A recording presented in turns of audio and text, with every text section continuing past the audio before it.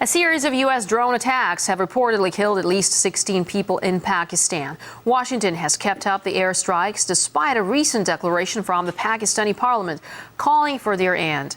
But with the U.S. government eyeing heavy investment in drone technology, Americans fear they could soon find themselves beneath a steel sky. RT's Ganesh Chikhan reports. When a U.S. drone hit the house of this young man in Pakistan, he lost an eye, both legs, and 3 family members. These people are demanding the CIA be held responsible for the deaths of their loved ones, but to no avail.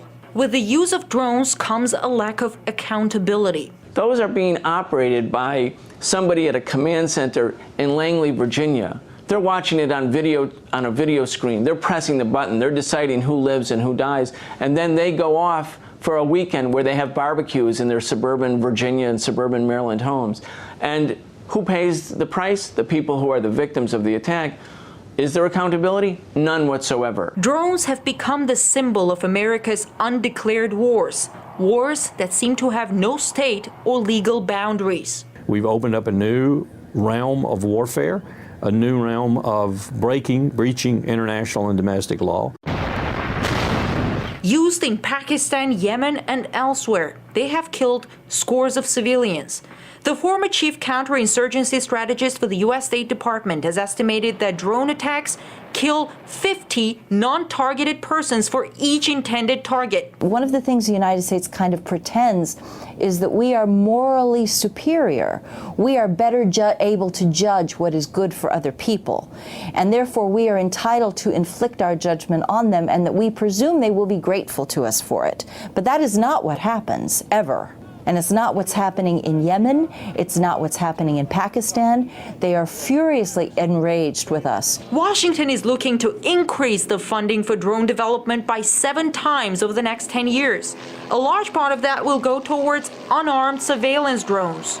The U.S. has for years been using them in another of its undeclared wars against drug traffickers in Mexico. The Mexican government allows U.S. spy planes despite public discontent. There's a lot of concern that the use of these drones by the U.S. government has more to do with U.S. control over Mexican territory than actually going after the drug lords and winning the drug war. While issues of international law and sovereignty trigger little interest among Americans, the prospect of having surveillance drones spying all across the U.S. itself surely does. U.S. police agencies are asking for drones for domestic surveillance, raising alarm among those who think that could be the end of American freedoms. And especially when you look at constitutional activities like free speech activities, they're going to be hovering over crowds that are merely maybe protesting the war or protesting some governmental act, and they'll be chilling free speech. The drones will be equipped with some sort of weapon, sound cannons, some people are saying lasers. They'll be able to punish citizens who are advocating against the government. They've already been used in some instances in the United States. And in 2007, protesters in Washington, D.C. noticed small objects floating overhead that looked like dragonflies. Turned out they were robo-flies developed by the Pentagon as surveillance devices. As America continues developing this PlayStation mentality to killing and intelligence gathering in Pakistan, people live in fear that at any time they could become a target in someone's deadly video game. And many here in the U.S. fear that with the rapid expansion of spy drones over their own territory, they could one day wake up in an ultimate police state. I'm Ganesh Chikhan reporting from Washington, RT.